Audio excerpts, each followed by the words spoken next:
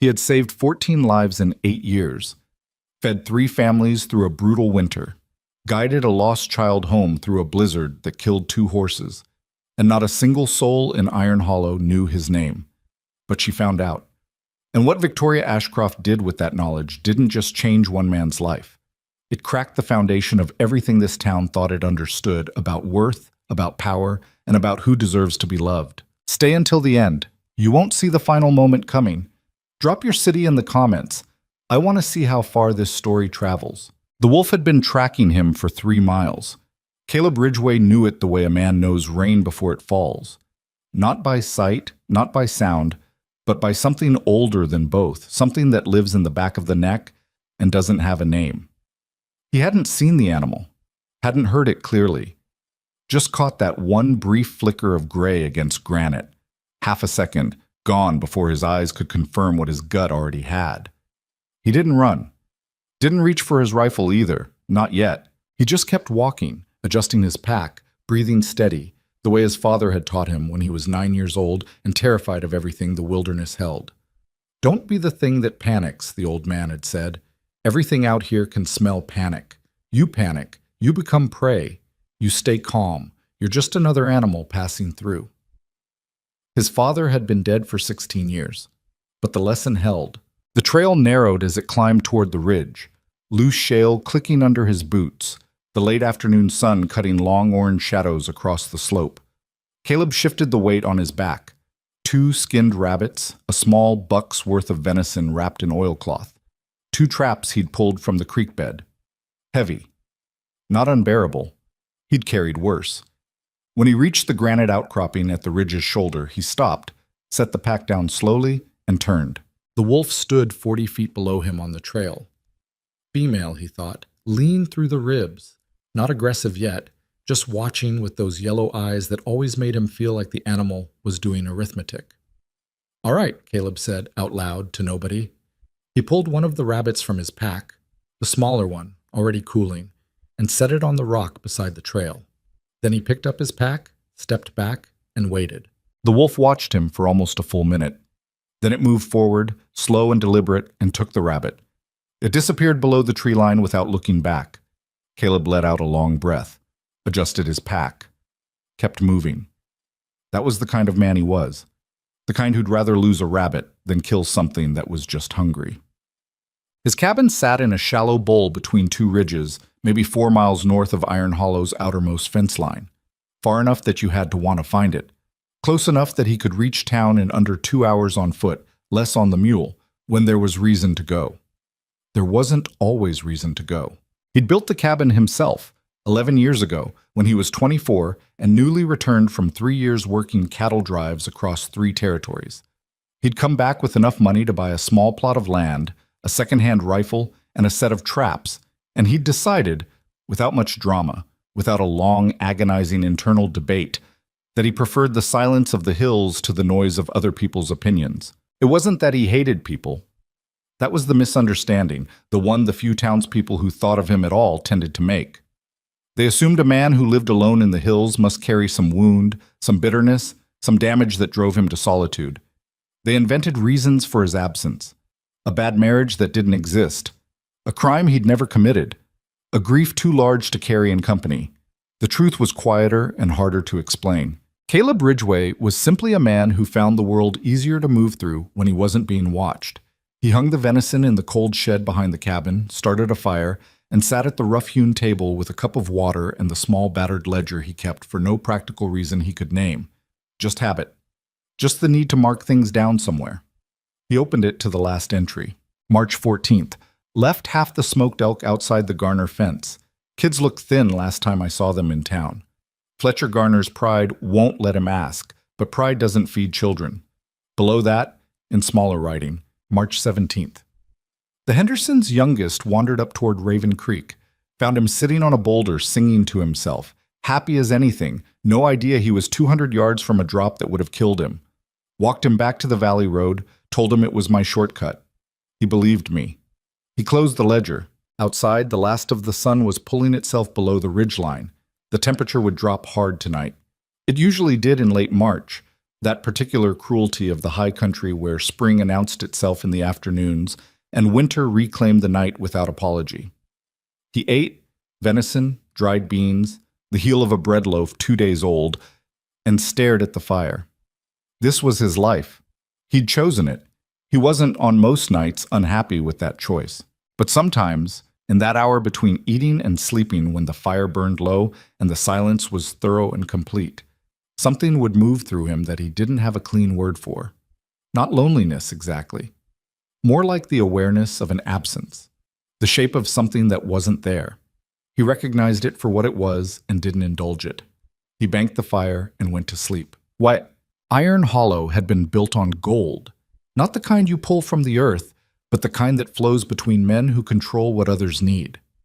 Cyrus Whitmore had understood this 30 years ago when he'd arrived with 3 wagons and a plan, and he'd built his dry goods empire on the back of that understanding.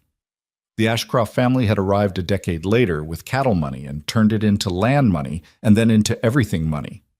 3 other families, the Delacroix, the Burns, and the Holt clan, had followed, filling in the architecture of power that made up what passed for a social order in a frontier town that was, if anyone was being honest, still mostly improvised. Everyone else arranged themselves beneath these pillars of commerce and tried not to be crushed. Caleb didn't participate in this arrangement, which was partly why Iron Hollow barely acknowledged he existed. He came into town roughly once a month for supplies he couldn't produce himself: salt, oil, occasionally ammunition, once in a while something small and unexplained.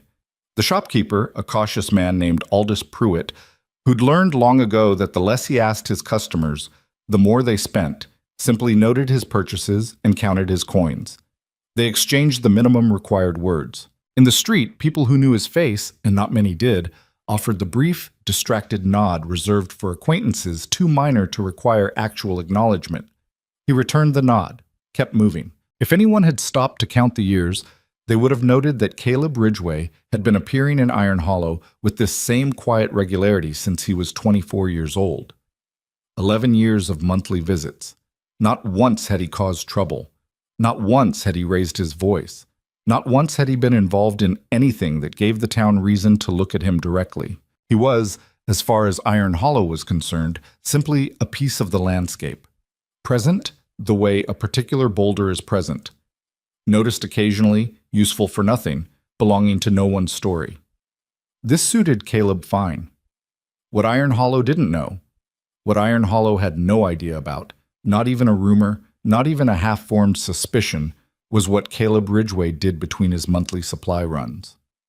So it had started with the McCready family, the winter Caleb's second year in the hills. Patrick McCready had broken his leg badly in November, a compound fracture that left the bone visible, the kind of injury that in a city would mean a doctor in a bed and slow supervised recovery. In Iron Hollow's outskirts, with a wife and 4 young children and a woodpile that wouldn't last 3 weeks, it meant potential catastrophe. Caleb had encountered McCready on the trail, delirious with pain, trying to drag himself home. He'd fashioned a splint from 2 straight branches and a strip of his own shirt, built a crude litter, and gotten the man back to his cabin. He'd spent 3 days there, fixing the leg as well as he could, splitting enough wood to last the family 2 months, hunting and leaving what he caught. He hadn't introduced himself properly. He'd told McCready his name was Cal, which was true enough. He'd refused payment. He'd left when the man was stable enough to manage. He'd never gone back, but something had opened in him during those 3 days.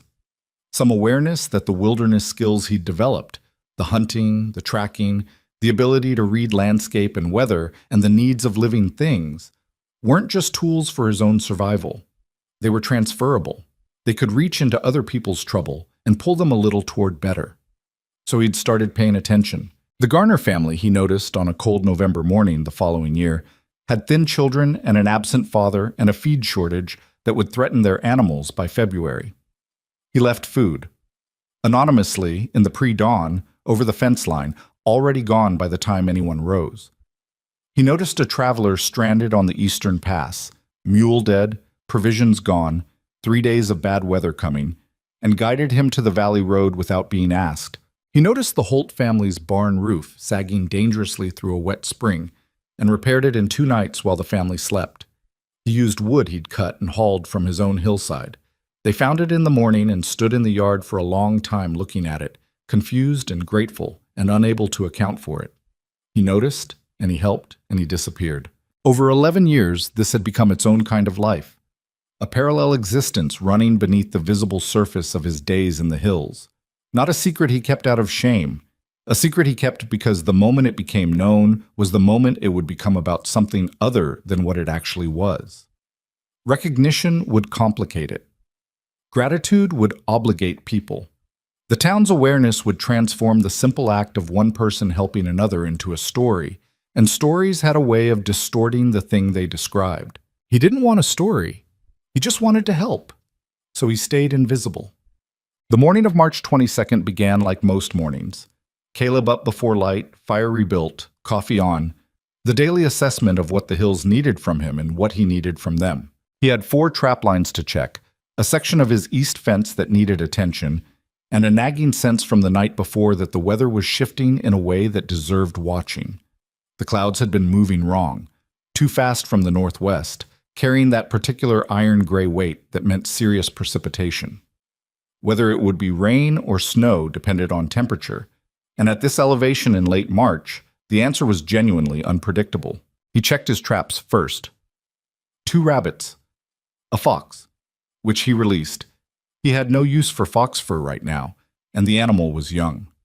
He reset the lines and started back toward the cabin to deal with the fence section. He was halfway down the slope when he heard the horse, not moving. That was the thing that made him stop. A moving horse made a certain rhythm. This was a stationary horse, stamping and blowing, which meant either the animal had stopped to rest or the animal had stopped because something had gone wrong. Caleb changed direction. He found the horse tied to a pine 20 yards off the main trail, a big, well-bred roan mare that was clearly not a working animal. Expensive saddle, good tack, the kind of horse that carried money. The horse was fine, alert, calm enough, just restless at being left. Caleb scanned the area, followed the boot prints in the soft ground. Small boots, a woman's probably, though the stride was wide and purposeful. The prints led off the trail toward a rocky overlook he knew well, a shelf of granite that jutted over a 30-foot drop to a dry creek bed below. He moved quickly then. She was standing at the edge of the overlook with her back to him, looking out across the valley, and his first thought, before anything else, before he registered anything about her, was that she was standing about 4 inches from a section of granite lip that he knew had fractured along its base sometime in the past 2 winters and would not hold weight. "Ma'am," he said, keeping his voice completely level, "I need you to step back from that edge." She turned sharply. Dark hair, dark eyes, maybe 30, the kind of face that suggested she'd had a great deal of practice composing herself quickly. She looked at him with an expression that moved through surprise, irritation, and assessment in about 3 seconds. "I beg your pardon?" "Step back from that edge," he said again, same tone. He crossed the distance between them steadily, not rushing. "About 6 feet, please." She looked at the edge, then at him, then at the edge again. And something in his face, or his voice, or the specific quality of his stillness, must have communicated something real, because she took the steps back. Caleb crouched at the edge and pressed his palm to the granite. Even as he did it, he could feel the slight give, the false solidity of a slab that had separated from its foundation and was being held by little more than friction and habit. He stood up and looked at her. "That section's cracked underneath," he said. "Probably would have held. Might not have." She looked at the ground where she'd been standing and then back at him and said nothing for a moment. "Thank you," she said finally. Her voice had changed, the irritation gone, something more considered in its place. "You're welcome. I didn't hear you coming." "I know." He paused. "Your horse is tied up back there. You should get back to the main trail. Weather's changing. This isn't a good ridge to be on when it turns." She tilted her head at him, not unfriendly, more like she was doing that same arithmetic the wolf had done earlier. "You seem very certain about the weather." "I've been watching it from up here for 11 years. "A beat." "I'm Victoria Ashcroft," she said. He nodded slowly. "I know who you are." She blinked. He suspected people didn't often say that to her without following it immediately with something, a name. A business proposition, a compliment, something that indicated they wanted a thing from her. He just stood there, apparently wanting nothing at all. "And you are?" "Caleb Ridgway," he said. Then, "We should move. You have maybe 40 minutes before that sky turns serious." He guided her back to the trail and stood watching as she mounted the roan with the practiced ease of a woman who'd been riding since before she could read. She settled into the saddle and looked down at him with that same assessing expression. "How far is it back to the lower road?" she asked. "Hour and a quarter if you go slow, less if you move." "Will you—" She stopped, started again. "What's the fastest way down?" He pointed. "Stay on this trail until you hit the fork with the white-barked aspen. Take the left branch. Don't take the right. The right looks faster, but it crosses a creek that'll be running high today. Left fork brings you out on the valley road about 2 miles east of the Iron Hollow Gate." She listened carefully. He could see her memorizing it. "Thank you, Mr. Ridgway," she said. "Caleb," he said. She looked at him for a moment. "Caleb," she repeated. Then she turned the roan and moved down the trail. He watched her go until she disappeared around the first bend. Then he looked up at the sky, iron gray and moving fast, just as he told her, and turned back toward his own work. It didn't occur to him that this encounter would mean anything beyond itself. Why would it? A woman from the valley had taken a wrong turn on a trail. He'd pointed out a danger she didn't know about and given her directions home. It was the kind of small thing that happened. Then it was over. He went back to fixing his fence. The storm hit that night with more conviction than he'd expected. Not just the rain he'd been anticipating, but a full turn toward snow as the temperature dropped faster than the clouds had suggested. By midnight, 6 inches had fallen on the high ground. By morning, it was 8, and still coming. Caleb spent the storm day inside doing the work that bad weather prescribed, mending a tear in his oilskin coat, sharpening knives, going through his supply inventory with the methodical honesty he applied to all his practical matters. He was lower on salt than he'd like. The coffee situation was becoming genuinely concerning. He'd need to make a supply run within the week. He also spent some of the day thinking, though he'd have been reluctant to call it that. It was more like the involuntary processing of information he hadn't chosen to focus on. Victoria Ashcroft. He knew who she was, obviously. In a territory this size, the Ashcroft name was about as avoidable as weather. Her father had built the ranch, 100,000 acres, give or take, running more cattle than most counties back east. He'd died 6 years ago and left it to her, which had caused a considerable amount of public distress from the men in the territory who felt a woman running an operation that size was both impractical and vaguely offensive to the natural order of things. The natural order of things had apparently disagreed with them. Under Victoria Ashcroft's management, the ranch had grown. She'd bought 2 adjacent properties, expanded the herd, negotiated better contracts with the railroad depot, and built a reputation for paying fair wages that meant she consistently attracted better workers than her competitors could poach. Caleb knew all this the way you knew things about powerful people in a small territory. Ambient information, absorbed from overheard conversations in Prewitt's store, from the occasional newspaper he picked up when he was in town, from the general texture of how people talked about certain names. He'd never expected to meet her. He certainly hadn't expected her to look at him the way she had, like he was something worth looking at. He set that thought down carefully, the way you'd set down something fragile, and turned his attention to his salt inventory. He made the supply run 4 days later, once the trail was passable. Iron Hollow looked the same as it always did. Functional, purposeful, mostly indifferent to anything that couldn't be converted into profit. The main street had thawed into mud that grabbed at boot heels. 3 men were arguing outside the Delacroix brothers' freight office about something that required a great deal of arm movement. 2 women crossed from the milliner's to the apothecary without looking up. Caleb went to Prewitt's, listed his needs, and waited while the shopkeeper assembled them. He was checking the weight of a salt bag when he heard the door open behind him. "Aldous," a woman's voice said, "I need—" A pause. Caleb turned. Victoria Ashcroft stood in the doorway of Prewitt's dry goods store, looking at him with an expression he couldn't quite read. Not surprise exactly, something more deliberate. "Mr. Ridgway," she said. "Miss Ashcroft." Prewitt's head had come up from the counter, tracking between them with the alert, silent attention of a man who'd learned that other people's unexpected familiarity was occasionally useful information. "Are you well?" she asked. "After the storm." "Fine. You?" "We lost a section of the lower fence. 3 cattle got into the Delacroix grazing land, a small dry curve at the corner of her mouth. That conversation is ongoing." "The Delacroix east fence or their north line?" She blinked. "East. Check the creek bend where it floods in spring thaw. That section undermines itself every couple years. It's probably Ashcroft cattle that got through, not the other way." She stared at him. "How do you know that?" "I know that creek. I've walked that valley." Another pause, different from the first. Longer. "You seem to know a great deal about this territory," she said. "I've had 11 years to learn it." She looked at him for a moment that lasted a beat longer than was strictly conversational. Then she turned to Pruitt and began listing her needs, and Caleb finished his purchase and gathered his supplies and went home. Walking back up the trail with his pack, he couldn't have said what the encounter had meant. 2 people in a store, exchanging practical information. Nothing more.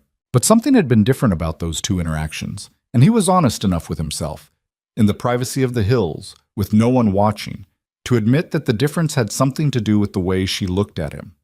Not through him, the way most of Iron Hollow did. Not past him. At him. Like he was actually present. He couldn't remember the last time that had happened. He reached his cabin as the sun was pulling low and red behind the western ridge. Inside, the fire needed building. The mule needed water. The new salt needed storing. He set to work. He had a life to maintain, and it maintained itself through the steady accumulation of small, practical tasks done carefully. There was comfort in that. There was a kind of dignity in it that he valued more than he'd ever tried to put into words. Still, walking back and forth between the shed and the cabin that evening, he noticed himself thinking about a pair of dark eyes doing arithmetic. "Stop it," he told himself. He stopped. For a while. The thing about Caleb Ridgway that Iron Hollow didn't know, that even the people he'd helped over 11 years didn't fully know, was that his acts of quiet assistance weren't instinctual. They weren't the overflow of a naturally generous nature operating without effort. They cost him something. Not money, though sometimes it was money, or the equivalent of it in food or supplies or time. What they cost him more often was the particular comfort of not being involved, the ease of his solitude, the uncomplicated peace of a life lived without entanglement. Every time he chose to help someone, he was choosing, at least temporarily, to be part of a world that had never chosen him. And that required more courage than people would have credited, if they'd known. Which they didn't. Fletcher Garner, for instance, whose children Caleb had been quietly feeding through 3 consecutive hard winters, Caleb had met the man in town twice. Both times, Garner had looked through him with the comfortable blankness of someone who'd categorized you so far beneath his notice that looking directly at you seemed almost unnecessary. Caleb had kept leaving food. The categorization was Garner's problem, not his, but it had stung. The way certain cold temperatures sting, briefly, sharply, not remembered until the next time. He understood what he was, in Iron Hollow's ledger, a footnote. A minor character in other people's more important stories. A man who'd chosen the hills and been, in turn, chosen by nothing. There was a difference between accepting that and believing it was correct. He accepted it. Most days. 3 weeks after the encounter in Prewitt's store, he was checking his southernmost trap line when he heard movement on the slope below. Not animal movement, the specific rhythmic irregularity of a person trying to move through difficult ground. He waited. Victoria Ashcroft came up through the tree line with her roan tied somewhere below, and a look on her face that suggested she'd been hiking longer than was strictly pleasant, and was choosing not to complain about it. She was wearing practical clothes today, not what she'd had on in the store. Riding trousers, boots with real wear on them, a jacket that had seen weather. She looked considerably more comfortable than the polished figure he'd seen in town. She saw him and stopped. And then, remarkably, she looked slightly uncertain. Just for a second, like she'd been certain of her plan until the moment it became real. "I know I'm on your land," she said. "I can leave." "You're not on my land," he said. "I don't own this slope." A beat. "What are you doing up here?" She took a breath. "I wanted to check something," she said. About what you told me. About the creek bend. He waited. You were right, she said, completely right. The flood undermining goes back at least 4 seasons. Our land, our fence, our fault. She paused. It saved me a very expensive and tedious argument with the Delacroix. Good. I wanted to tell you that. He looked at her. You hiked up here to tell me I was right about a fence? She met his look steadily. I hiked up here to say thank you, and, another pause, shorter, to ask if you'd be willing to walk that creek section with me sometime. I want to understand what you see when you look at that land. The request landed with a quietness that surprised him. Not the request itself. That was practical, reasonable. But the way it was made, the way she said what you see when you look at that land, like his perspective on it was something worth having. When? He asked. Whenever suits you, she said. He nodded slowly. Saturday morning. Something changed in her expression. Subtle. Like something tightly held had eased very slightly somewhere. Saturday, she agreed. He watched her make her way back down the slope. Steady, capable, no nonsense about the terrain, and then turned back to his traps. He stood there for a long moment with his hand on the trap and the cold air moving through the pines and something happening in his chest that he couldn't immediately identify. Not hope. He'd learned to be careful about hope, but adjacent to it, in the same vicinity. He reset the trap, shouldered his pack, and headed back to the cabin. He had a fence to finish and a supply inventory to update and approximately 40 practical reasons not to spend time thinking about Saturday.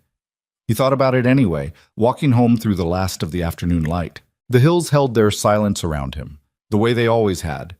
And for once, the silence felt slightly less like a permanent condition and slightly more like something that was, possibly, about to change. He wasn't sure whether that frightened him or not. Both, he decided. Both at once, the way the best and most dangerous things always were. Saturday came with the particular crispness of a late March morning that hadn't yet decided whether it wanted to be winter or spring. Caleb was already at the creek bend when Victoria arrived. He'd been there 20 minutes, walking the bank, reading the water level, checking the frost line in the soil the way you check a patient's temperature. Old habit. He liked to understand a place before he had to explain it to someone else. He heard the roan before he saw her. Victoria came down through the cottonwoods at the creek's edge looking slightly more disheveled than she probably intended. A branch had caught her jacket at some point, and there was a streak of mud on her left boot that went up past the ankle. She didn't mention either thing. He respected that. You're early, she said. I'm always early. She looked at the creek, running fast and brown with snowmelt, chewing at its own banks in a couple of places. The kind of water that looked manageable and wasn't. Then she looked at the fence line that ran along the eastern edge, or rather what was left of it. 3 sections of post leaning at angles that made clear they'd been undermined gradually, over seasons, by water working at the ground beneath them. Show me, she said. So he did. He walked her along the bank and explained what he saw. The way the creek curved here and deposited silt on the inside of the bend while eroding the outside. The way that erosion had been working on the fence foundation for at minimum 4 years, probably longer. He showed her where the flood line ran in a high water year, marked in a faint discoloration on the cottonwood bark about 3 feet above the current surface. He crouched and dug his fingers into the bank soil and showed her how little resistance it had, how the roots that should have been holding it were gone, washed out season by season. She crouched beside him, close. He was aware of that the way you're aware of weather. So the fence never had a real chance, she said. Not in this location. Whoever put it here didn't account for spring flood. Might have looked fine in a dry year. He brushed the soil from his hands. Happens. How do you fix it? Move the fence line back 30 feet from the bank. Replant the bank with deep root grass or willow saplings, something that'll hold the soil. The creek will still eat at it, but slowly enough that you can manage it. She was quiet for a moment, looking at the water. A piece of bark spun past in the current and disappeared around the downstream bend. My foreman has been blaming the Delacroix for a leaning fence for 2 years, she said, and nobody caught this. People see what they expect to see. She looked at him then, sideways, and he realized a beat too late that the observation might have been taken as a comment on more than fence management. He didn't try to walk it back. She didn't seem to need him to. How long did it take you to learn to read land like this? She asked. I don't know, he said honestly. It wasn't one thing. 11 years of paying attention. Before that, 3 years on cattle drives watching other people make expensive mistakes because they didn't know the ground they were moving through. He paused. And before that, a father who believed that understanding the land you stood on was more important than almost anything else. Was he a farmer? Trapper? Died when I was 19. He said it the way you say a fact, not without feeling, but without invitation for a particular response. She didn't offer one. She just nodded, like it was information she was filing carefully. My father died 6 years ago, she said. Not a trait of confidences. Just offered, plainly. He believed the same thing about land, different application. I know. He built something that lasted. She looked at him. You know about my father? I know about the Ashcroft Ranch. Everyone in the territory does. Most people who say they know about my father mean they know he was wealthy, she said. There was something careful in her voice, not bitterness exactly, more like the exhaustion of a woman who'd had the same conversation too many times. They don't actually know anything about him. Caleb stood, brushed the remaining soil from his trousers. He started with 1,200 head and a water rights problem that should have ruined him in the first year, Caleb said. He solved it by buying a piece of land everyone else thought was worthless and turned out to sit on the only reliable aquifer in the Eastern Valley. He made payroll 3 times when he shouldn't have been able to, which is why his ranch hands stayed loyal when the drought came and the 3 competing outfits lost half their men. He ran a tight operation, but he wasn't cruel about it. People worked for him because he was straight with them. He paused. That's what I know about your father. The silence that followed was different from the ones before it. Denser. She was looking at him with an expression he couldn't fully read, and he suddenly wondered if he'd overstepped, if rattling off biographical details about her family was strange rather than simply informative. Where did you learn all of that? She asked. Her voice was quiet. Small territory, he said. People talk. I listen. You listen, she repeated, like she was turning the words over. Most people don't, in my experience. They wait for their turn to speak. It's different. She said nothing for a moment, then, that's the most accurate thing I've heard in a long time. They walked back along the bank toward where her roan was tied, the water noise behind them, and the morning sun just beginning to clear the eastern tree line and throw real warmth across the ground. It was going to be a decent day. He could feel it in the air, that loosening, that opening up that good weather brought to high country. At the roan, she gathered the reins and turned to him. I'd like to pay you for your time, she said. He looked at her flatly. No. You've helped me twice now. The ledge, the fence. Both times saved me real money and real trouble. I know. And you won't take payment? No. She studied him. He waited, comfortable with the pause in a way that seemed to slightly unsettle her. She was a woman accustomed to silences being filled, he suspected. Accustomed to people rushing to say something when she stopped talking. Why? She asked finally. He thought about it honestly. Because it would make it into a transaction, and it wasn't one. Another pause. Longer. All right, she said quietly. She mounted the roan, settled, looked down at him. Same time 2 weeks, she said. I have a section of North Pasture that's been giving me trouble. Different problem, but I'd value a second set of eyes. He held her gaze for a beat. I'll be there, he said. She turned the roan and rode out through the cottonwoods, and he stood by the creek for another minute listening to the water work at its banks. Patient, relentless, indifferent to the damage it caused, just doing what water did. He turned and walked back up toward the hills. 2 weeks. He'd agreed to 2 weeks without hesitating, and he sat with that fact the way you sit with a thing you've done before you've fully decided to do it. It wasn't a problem. It was simply 2 sets of eyes on a piece of land. Practical. Useful. Nothing complicated about it. He walked faster, the way a man walks when he's pretending he isn't thinking about something. The hills received him without comment. Walk it. The North Pasture problem turned out to be a drainage issue complicated by a neighbor's upstream diversions, and they spent 3 hours walking it, arguing about it in the specific productive way that 2 people argue when neither is performing for an audience. Victoria had opinions. strong ones, and she wasn't shy about them. She was also, to her credit, willing to be wrong. Not easily, not without pushback, but willing. When Caleb pointed out that her proposed solution would solve the standing water in the low corner but create a new drainage problem at the gate end, she chewed on it for a long moment and then said, "You're right, I hate that, but you're right." He'd laughed at that, just briefly. She'd looked startled by it, then smiled. A real one, not the managed expression he'd seen in town. Something that reached her eyes and stayed there for a few seconds after. He noticed that, filed it somewhere. They ate lunch sitting on a fence rail, which was not the kind of thing Victoria Ashcroft probably did regularly, but she sat on it without comment and ate the dried meat and hard bread he'd brought without complaint. He suspected she'd brought nothing herself, which either meant she hadn't planned on staying this long or had planned on him providing something and was choosing not to say so directly. He didn't ask which. It didn't matter. "Can I ask you something?" she said, chewing. "You can ask." "Why do you stay up there?" "In the hills." He looked out across the pasture. The winter grass was coming back in patches, green against brown, irregular, like something healing. "Because it suits me," he said. "That's not an answer." "It's an honest one." She turned to look at him. "Most people want things. Community. Recognition. They want someone to know their name." "Most people," he agreed, "and you don't." He was quiet for a moment.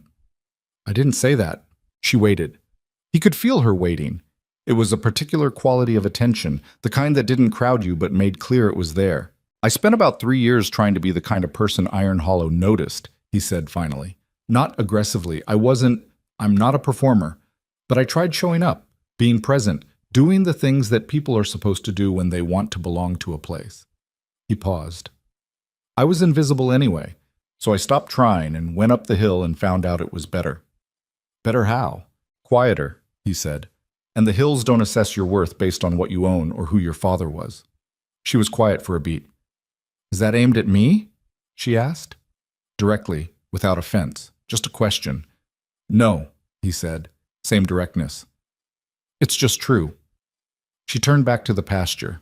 Somewhere on the east end, 2 of her ranch hands were moving cattle from the winter grazing section, and their voices carried faintly across the distance. Rough, comfortable voices doing familiar work. "People assess my worth based on what I own too," she said. "It just looks different from the outside." He looked at her. "Every man who's come to call in the past 4 years," she continued, "every one of them has been perfectly pleasant and perfectly interested, and—" She stopped, pressed her lips together. "And when they look at me, they're looking at 100,000 acres and a herd count and a railroad contract. I can see it. You can always see it once you know what you're looking for." He said nothing. Sometimes that was the better response. "I'm not saying this to complain," she said. "I'm saying it because you said a thing that was true, and I'm saying a thing that's true back. That seems like the appropriate response." "It is," he said. She looked at him with something that wasn't quite a smile and wasn't quite something else. "You're very strange, Caleb Ridgway." "I've been told." "I mean it as a compliment." "I know." She laughed at that. Genuine, surprised out of her, brief. And he felt something shift in his chest, small but real, like a door somewhere easing open on a hinge that had been stiff for a long time.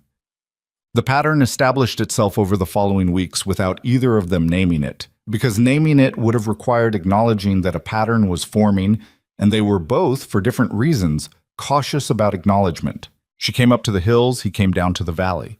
They walked land and talked about land and then, increasingly, talked about things that weren't land. Stories from cattle drives, stories from the early ranch years, the particular texture of loneliness in a territory that confused privacy with failure. They disagreed about things. She thought he was wrong about a fence material. He thought she was wrong about a water diversion timeline. They were each right about one of those things, and neither would fully concede on the other. It was the most comfortable Caleb had been with another human being in longer than he could honestly account for. He didn't let himself think about what that meant. Or he tried not to. The trying was only partially successful. Iron Hollow, meanwhile, had begun to notice. It started as the town's noticing always started. In the dry goods store, at the feed merchants, in the particular social ecosystem of the milliner's shop, where information moved at its own velocity. Someone had seen Victoria Ashcroft's roan tied at the lower trailhead. Someone else had seen her walking with that Ridgway man, the one who lived up in the hills. A third someone had seen them in the south pasture, standing close together at the fence line, talking in the way you talk to someone you've talked to many times before. By the time this information had passed through enough hands to reach Harlan Burns, who was 28, heir to the Burns family shipping concern, and had made no secret of his interest in Victoria Ashcroft for the better part of 2 years, it had been shaped into something specific enough to cause a reaction. Caleb became aware of the reaction on a Thursday morning in Prewitt's store. He was waiting for his salt order when the door opened and Harlan Burns came in with the particular energy of someone who'd decided on a confrontation and was committed to it despite a nagging awareness that he might not come out ahead. He was a tall man, well-dressed, with the kind of jaw that photographed well and the kind of eyes that were slightly too close together and gave a careful observer the impression of calculation. He stopped when he saw Caleb. Then, very deliberately, he turned to Prewitt. "Aldous, I hear you've been selling supplies to the Hill man on credit." Prewitt blinked. No, sir. Cash transaction always." Burns turned to Caleb then, with the slow performance of a man doing something he'd rehearsed. "You're Ridgway," he said. "I am." "You've been spending time with Victoria Ashcroft." Caleb looked at him with the same quality of calm he'd used with the wolf. "I've been helping her with some land management questions." "Land management." Burns let a small, unpleasant smile sit on his face. "That's very generous of a man in your position." "In my position?" Caleb repeated. "A man with no holdings, no business, no standing in this community."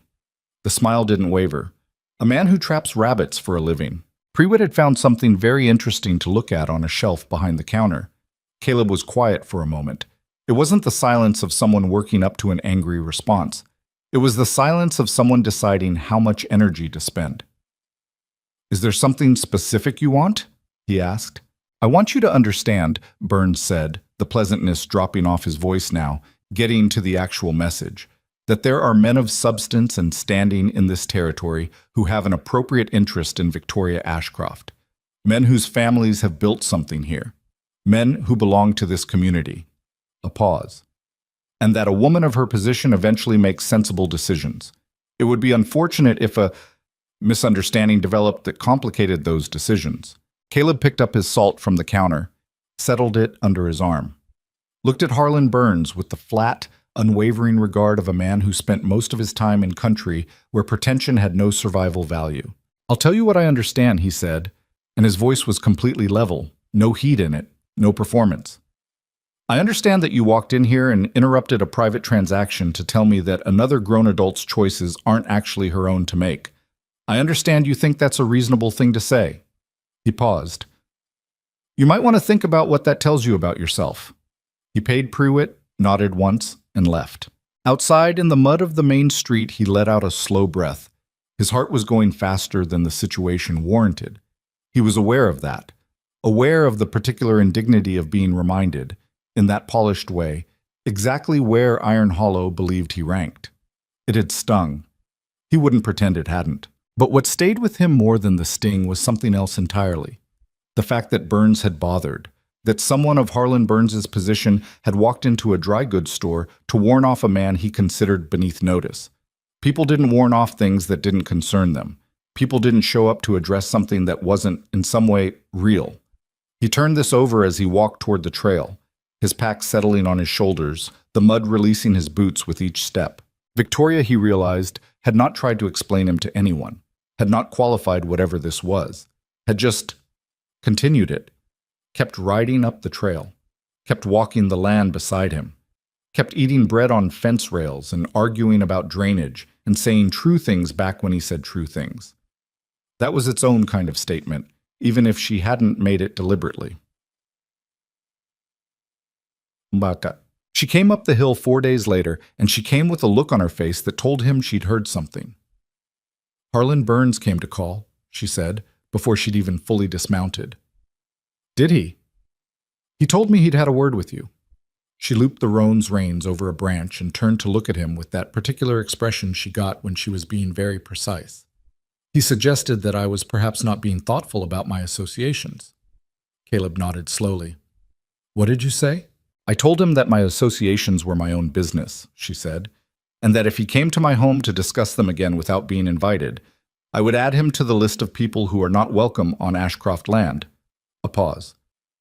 He didn't stay for lunch. Caleb looked at her for a long moment. You didn't have to do that, he said. I know I didn't have to. I mean, you didn't have to make an enemy of him on my behalf. I didn't make an enemy of him on your behalf, she said, and there was something firm in her voice, not quite impatience, but close to it. I made clear that I don't receive instructions about my own life from men who haven't been asked. That's not on your behalf. That's just how I operate. He looked at the ground, then back at her. He said I had no standing, Caleb said. He offered it plainly, without distress, just the truth of what had been said, put between them where they could both see it. I know what he thinks, she said. What do you think? The question came out before he decided to ask it. He felt the slight exposure of it immediately, the directness of asking someone who held more social capital than he could imagine what she thought of his worth. She looked at him for a long moment. The wind moved through the pines above them and the roan shifted its weight and then was still. I think, she said slowly, that I have met a great many men with enormous standing in this territory. I know what they're like. I know how they talk and what they talk about and what they're actually interested in when they look at me. She paused.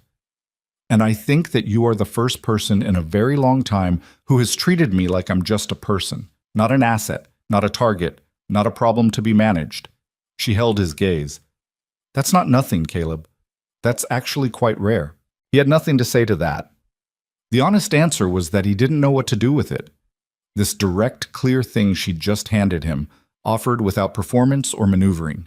He'd spent 11 years being invisible to people. He had no established response to being seen. I'm going to check the east fence line, he said finally. The most practical sentence he could construct. She blinked. Then she laughed. Not unkindly. Of course you are. You can come if you want. I'll come, she said. She fell in beside him, and they walked, and the hills held their particular silence around them, and the cold air smelled like pine and snowmelt, and the promise of a season that was finally, slowly, beginning to turn. Neither of them said anything more about what she'd said on the hillside, but she'd said it, and he'd heard it, and those were two facts that weren't going back to where they'd been before. They both knew it, they just weren't ready yet to agree on what to do with knowing it, and that was all right. Some things deserve the time they take. The east fence line needed 3 new posts and a full stretch of wire, which meant 2 days of work if a man did it alone, and 1 day if he had help. Caleb did it alone, the way he did most things, and it took 2 days. He didn't mind. The labor had its own rhythm, and the rhythm gave his mind something to do that wasn't thinking about what Victoria had said on the hillside. That wasn't nothing. That's actually quite rare. He drove fence posts with the particular focus of a man trying to outwork a thought. It didn't fully work. The thought stayed with him the way certain sounds do at high altitude, clear, carrying farther than they should, refusing to diminish with distance. On the second evening, sitting outside the cabin with his coffee going cold in his hand, he tried to be honest with himself about what was happening. He'd always valued honesty more than comfort, at least in theory. In practice, it was harder. Honesty required acknowledging things you'd rather leave in the peripheral, and what he had to acknowledge right now was this. He looked forward to her coming. He'd started tracking the days in a way he hadn't tracked anything except weather and trap lines. That was a fact. He was going to have to live with it. What he was less clear on was what to do about it, or whether doing anything was even appropriate. The gap between his life and hers wasn't a crack you stepped across. It was a canyon with a particular history. Not just money and standing, though that was part of it, but the deeper thing, the way Iron Hollow would read the situation, the way people always read situations that crossed lines they'd decided were permanent. He'd been invisible to this town for 11 years. The moment he became visible, really visible, for a reason the town would have opinions about, the invisibility would end in a way he couldn't control. And he wasn't sure he was ready for that. He wasn't sure he'd ever be ready for that. He poured the cold coffee into the dirt and went inside. Victoria, for her part, was dealing with a different kind of pressure.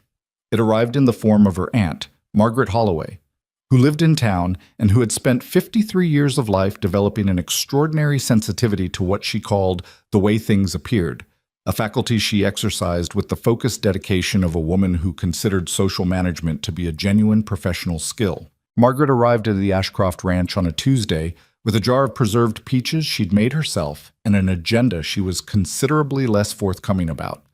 They sat in the front room with tea, and Margaret asked after the cattle and the railroad contract and the state of the East Pasture fencing, and then she set her cup down with the careful precision of a person arriving at their actual purpose. "People are talking, Victoria." "People are always talking," Victoria said. She kept her voice light. "About you and the hillman." Margaret's expression was not unkind. It was the expression of someone who believed she was delivering necessary information. Harlan Burns mentioned it to Eleanor Holt, and Eleanor has mentioned it to approximately everyone she's encountered in the past 10 days. Of course she has. "I'm not saying it to scold you," Margaret said. "I'm saying it because I want you to understand what you're walking into. This territory has a long memory and a narrow imagination. A woman in your position associating regularly with a man who has no," she paused, choosing her word, "no established place in the community. It creates a particular impression." "What impression?" Victoria asked. "That you've lost perspective," Margaret said plainly. "That grief or loneliness or some temporary—" "I haven't lost anything," Victoria said. The lightness was gone from her voice. "And I'd ask you not to use the word grief as though losing my father 6 years ago explains any decision I make today." Margaret folded her hands. "I know you haven't, but what you know about yourself and what people conclude about you are two separate things, and in your position both matter. What I know about myself matters more." "Victoria, what do they actually know about him?" Victoria asked. "The people who are talking, what do they actually know about Caleb Ridgway?" Margaret blinked. "Only that he's a trapper who lives in the hills, that he has no property, no business, no—" "That's what they know about what he doesn't have," Victoria said. "That's not the same as knowing him." Her aunt looked at her with the careful attention of someone recalibrating. "You sound certain," Margaret said. "I am certain." "About a man you've known for—" "About my own judgment," Victoria said, "which I've been exercising competently for 30 years. She picked up her tea. "The peaches are very good, Margaret." Her aunt accepted the subject change the way a woman accepts a door being firmly but politely closed. They talked about the peaches and the weather and the upcoming frontier celebration that Iron Hollow held every year in the first week of May. Margaret left an hour later with the carefully neutral expression of a woman who had more to say and had chosen, for now, to keep it. Victoria stood on the porch and watched the buggy move down the drive and tried to be fair about it. Margaret wasn't wrong that people were talking. She wasn't wrong that association had costs. In a community this small, this attentive to hierarchy and its maintenance, those were real forces. Dismissing them as irrelevant would be naive.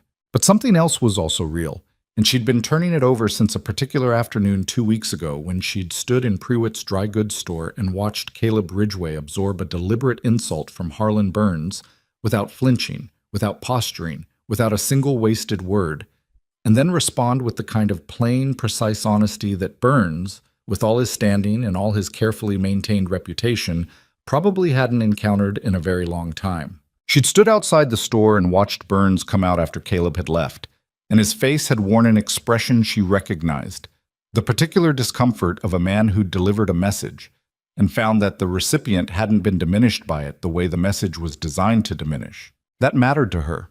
She couldn't fully explain why, except that she'd spent years surrounded by men who were very skilled at performing the appearances of strength and character, and she'd developed an acute and somewhat depressing ability to see behind the performance.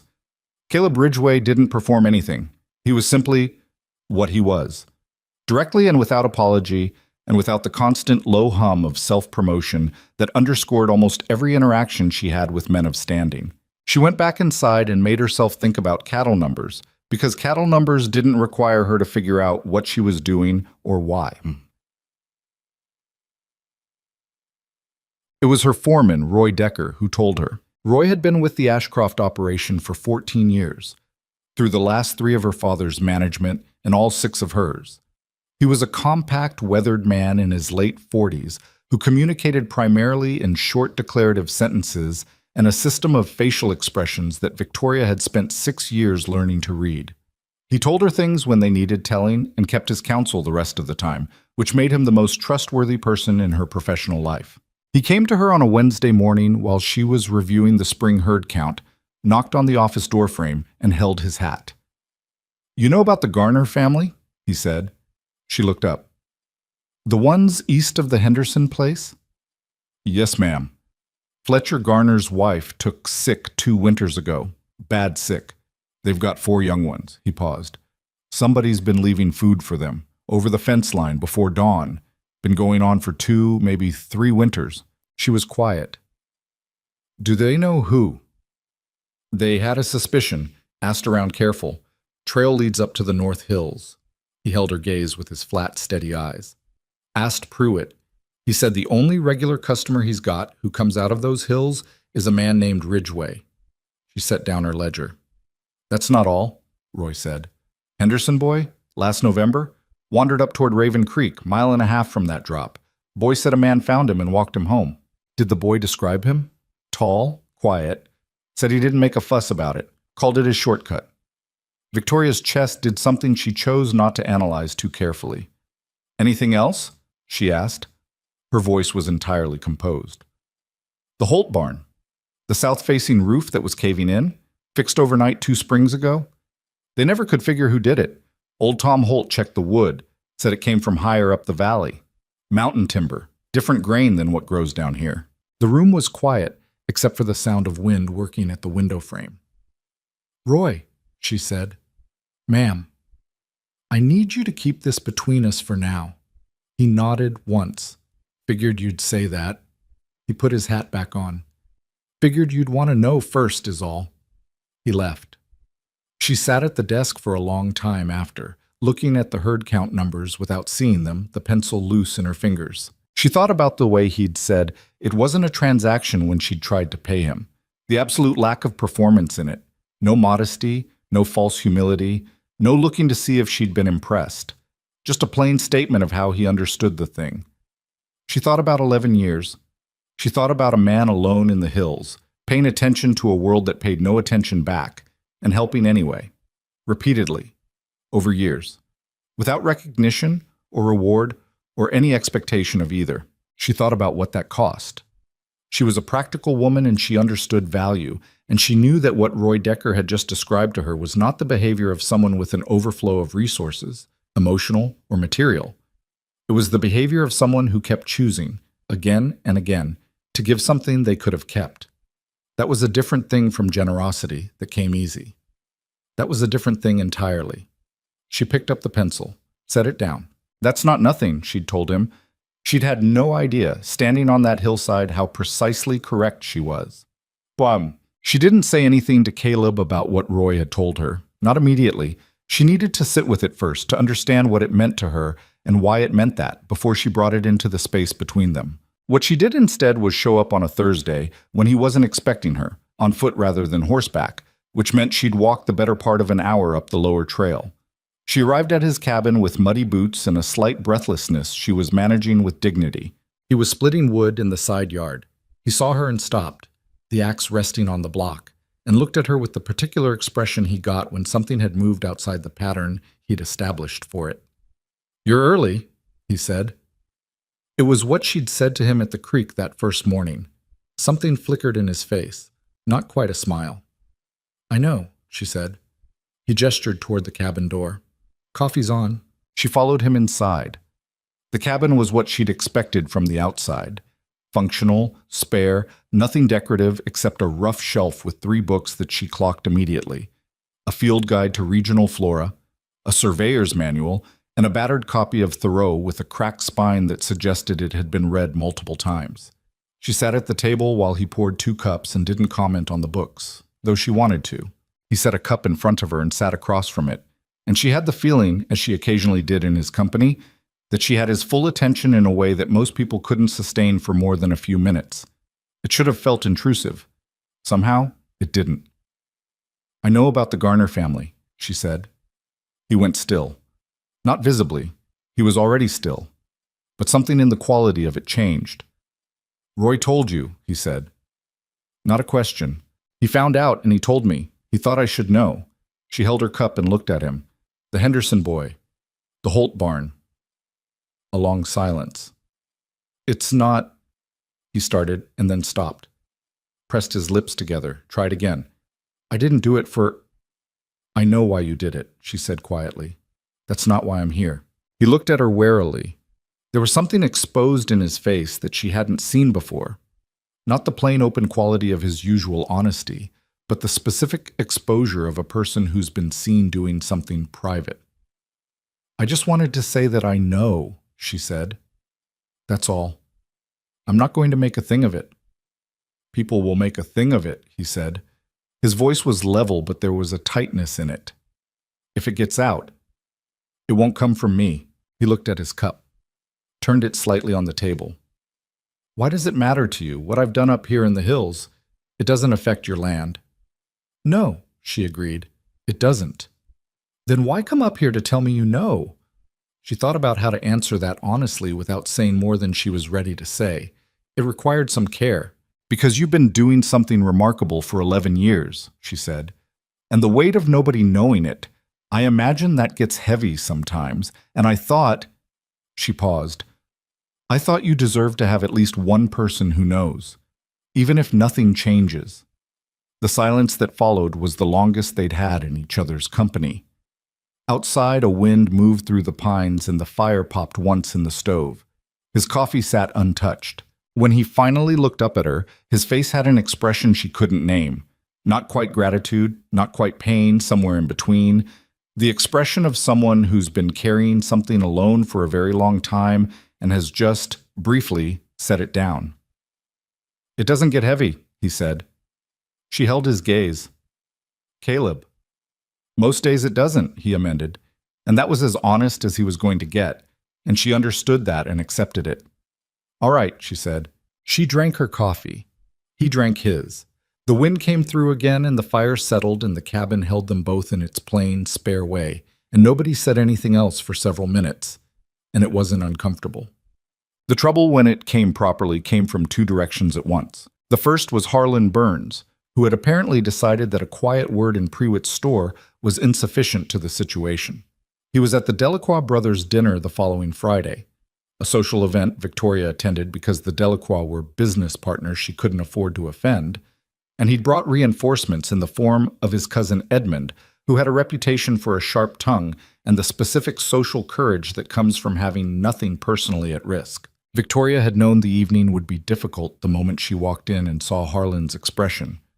That particular combination of resolve and performance that told her he'd been building towards something and had chosen tonight. He waited until dinner was mostly finished, until the table had that loosened quality that came with the third glass of wine and the relaxing of formal attention. Then Edmund Burns said, to no one specifically, with the studied casualness of something rehearsed, I understand Victoria has developed an interest in frontier charity work, adopting strays and so forth. The table went quiet in that specific way that told her everyone had already heard the gossip and had been waiting for someone to say it out loud. She put her fork down. She looked at Edmund Burns with an expression that her ranch hands would have recognized, the one that meant she'd made a decision and was going to see it through regardless of what it cost. I'm going to ask you to be very careful, she said, and her voice was quiet, which was worse than if it had been loud, about the next thing you say. Edmund looked slightly less certain than he had 30 seconds ago. I know what you meant, she said. And I want to be clear about something, since we're all here and we're all being honest tonight. She looked around the tables and at the Delacroix brothers, who were watching with careful neutrality, at the three other couples who'd gone very still. Caleb Ridgway is a man I respect. If anyone at this table has a specific and factual objection to that statement, I'd like to hear it. If the objection is simply that he lives in the hills and doesn't have a railroad contract, then I'd ask you to say that plainly, rather than dressing it up as concern for my judgment. No one said anything. Harlan Burns, to his credit, managed to look directly at her. Victoria, we're concerned about what's appropriate, she finished for him. I know. I've heard that. She picked her fork back up. And I've considered it, and I've decided that appropriate is my determination to make, not yours. The dinner ended shortly after without the dessert course being served. which was, she thought, walking back to her horse afterward, probably fair. She was certain, making that ride home in the dark, that she'd made it worse, that the conversation would now travel farther and faster than it had been traveling, that by Monday morning the story would have been reshaped and amplified and delivered to every household in Iron Hollow with the efficiency that small-town social networks achieved when they had something worth delivering. She wasn't wrong. Caleb heard it from the least expected source. Fletcher Garner stopped him on the trail below the lower ridge on a Monday morning, stepped out from the tree line with his hat in his hands, and that specific expression of a proud man doing something his pride objected to. Caleb waited. "I know it was you," Garner said. "The food, the winters." He couldn't look at him directly, looked somewhere past his left shoulder. "My wife figured it first, from the wrapping. Said she'd seen the same oilcloth pattern in Prewitt's and put it together." A pause. "I should have come sooner." "You don't owe me anything," Caleb said. "I know that." Garner's jaw tightened. "I know that, and it doesn't—" He stopped, breathed. "My kids were hungry, and you—" He stopped again. "Don't worry about it," Caleb said, and he meant it simply, without performance. It was done. It had been done in the doing, and the gratitude didn't add to it or change what it was. Garner finally looked at him. His eyes were red at the edges in a way the man was clearly hoping wasn't visible. "People in town are saying things," Garner said, "about you and the Ashcroft woman. Ugly things. I thought you should know that there are people who—" He stopped, recalibrated. "That not everybody in Iron Hollow is saying them." It was the most complicated sentence Caleb had ever heard Fletcher Garner construct, and he understood what it cost. "Thank you," Caleb said. Garner put his hat back on, nodded once, and walked back into the trees. Caleb stood on the trail for a moment. The morning was clear and cold, and the hawk he'd been watching for 3 days was circling on a thermal above the east ridge, a dark signature against the blue. He thought about what Garner had said. Not the first part. The gratitude he'd always known would come eventually if he stayed long enough in one place, and he'd made his peace with it. The second part. The part about what people in town were saying. He'd known it was coming. Had seen it forming in Burns's face in the dry goods store. Had felt it in the air at his one visit to town since. The way the quality of being ignored had shifted slightly. Not into recognition exactly, but into a different kind of invisibility. The self-conscious kind where people were choosing not to look at you rather than simply not noticing you. He knew what it meant. He knew what it would cost Victoria, in her position, in a town with this kind of memory. He knew what he should probably do about it. He started up the trail toward his cabin, and the hawk rode the thermal in its long, patient circles, and the cold air moved through the pines, and he thought about a woman who walked an hour uphill in muddy boots to tell him that she knew what he'd done, and that he deserved to have at least one person know. He thought about the way she'd sat at his table and drunk her coffee without making it into anything more than what it was, without pressing him for gratitude or response or declaration, just sitting with him, being present without demanding anything from the presence. He thought about what it meant that this was the most peaceful he'd felt in another person's company in 11 years. And he thought about Harlan Burns and Fletcher Garner's red-rimmed eyes and the way Iron Hollow was watching now and what all of that was probably going to require of him. He wasn't ready. He'd had 11 years of practice being invisible and approximately none of being the opposite. But readiness, he'd learned in the hills, was often a luxury the situation didn't offer. The hawk tilted on its thermal, caught a new current, and rose higher. And Caleb Ridgway put one boot in front of the other and kept climbing, the way he always had, because it was the only direction that had ever made sense to him. The Frontier celebration came every year in the first week of May, and Iron Hollow took it seriously in the way that small communities take the few occasions that belong entirely to them. The main square got cleaned, bunting went up along the storefronts. The Delacroix brothers sponsored the barbecue, which was their annual contribution to goodwill and their most effective form of advertising. The sheriff gave a speech. The mayor gave a longer one. Awards were distributed to people who had done things the town wished to formally acknowledge. And then everyone ate and drank and pretended for one afternoon that they liked each other more than they actually did. Caleb had never attended. Not once in 11 years. He had no reason to, and the celebration had no reason to include him, and the arrangement suited everyone. This year was different, and he knew it was different the moment Victoria told him she wanted him there. She said it plainly, the way she said most things. They were walking the north pasture boundary on a Thursday afternoon in late April, checking the drainage correction her crew had put in the previous week. It was holding, mostly, though there was a section at the low end that was going to need attention before the next heavy rain. She'd been making notes in the small leather book she'd started carrying on these walks, and he'd been watching the sky in the northwest with the particular attention that meant he'd already calculated rain within 4 days. "The celebration is Saturday," she said, without preamble. "I know. I want you to come." He looked at her. She was still writing in her notebook, which he suspected was deliberate, giving him the information without the pressure of her full attention on his response. "Victoria, I know what you're going to say. Then I don't need to say it." She closed the notebook, looked up. "You're going to say that it'll make things worse, that people are already talking and showing up together at the town celebration will confirm everything they've been saying and add fuel to it." She held his gaze. "You're right. It will." "Then, I'm not asking you to come for me," she said. "I'm asking because you have been part of this community for 11 years, and not one person in that square on Saturday has acknowledged it. And I think you should be there. That's the whole reason." He looked at her for a long moment. The late April wind moved across the pasture, and the new grass bent with it and straightened. "You're not telling me everything," he said. She held his gaze steadily. "No," she said, "I'm not." It was the most honest dishonesty he'd ever encountered. She was telling him there was something she wasn't telling him, which was a strange kind of transparency. He turned it over, looking for the shape of what was missing, and couldn't find it. "Will you come?" she asked. He looked at the northwest sky. 4 days to rain, give or take. The celebration was Saturday. 2 days. "I'll come," he said. She nodded and opened her notebook again. He looked at her profile, focused, composed, that specific quality of contained intention she carried when she'd decided on something.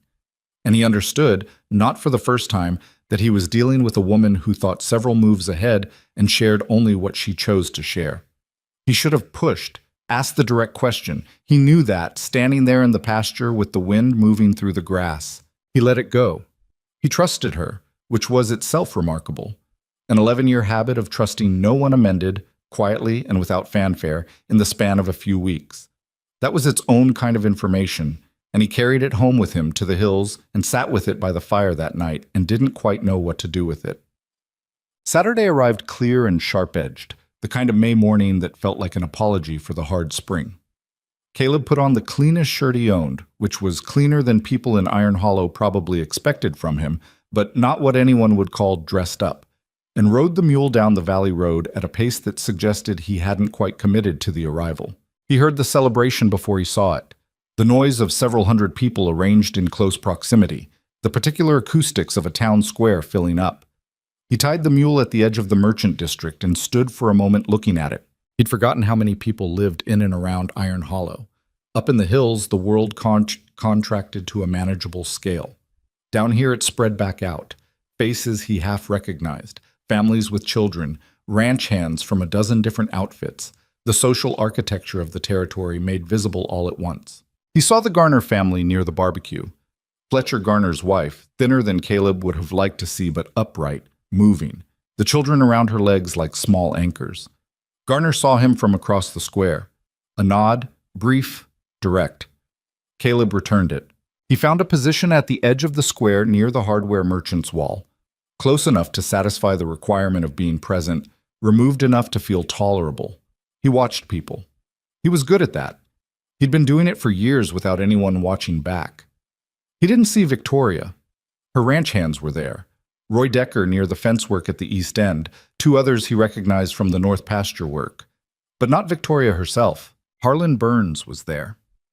Edmund beside him, the 2 of them in the kind of clothes that announced wealth without saying it directly.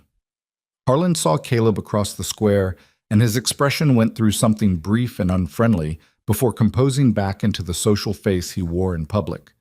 Caleb looked away. The mayor took the platform at noon, a stout, self-important man named Gerald Price, who treated the annual speech as the primary justification for his continued existence in public life. He spoke about progress and community and the essential character of the frontier spirit, by which he meant specifically the frontier spirit of the people who own things. He gave an award to the Delacroix brothers for their civic contributions, which everyone understood to mean their barbecue sponsorship. He gave a commendation to the Iron Hollow Merchants Association. Caleb stood at the wall and drank a cup of water that someone had handed him and watched a hawk high above the square riding the thermals, the same patient circles he saw every day from the hills, indifferent to the arrangement below. He was thinking about leaving, had calculated that he'd been here long enough to satisfy whatever obligation he'd agreed to, that Victoria was apparently not going to appear, that the mule was probably getting impatient. When he saw her, she came through the crowd from the east side of the square, and people moved for her the way they always moved for Victoria Ashcroft, partly out of respect and partly out of the unconscious social gravity that accumulates around certain people. She was wearing the dark green jacket he'd seen twice before, her hair up, and she moved with that contained, purposeful quality that he recognized now as her default. Not performance, just the way she carried herself when she'd decided on a direction. She caught his eye across the square.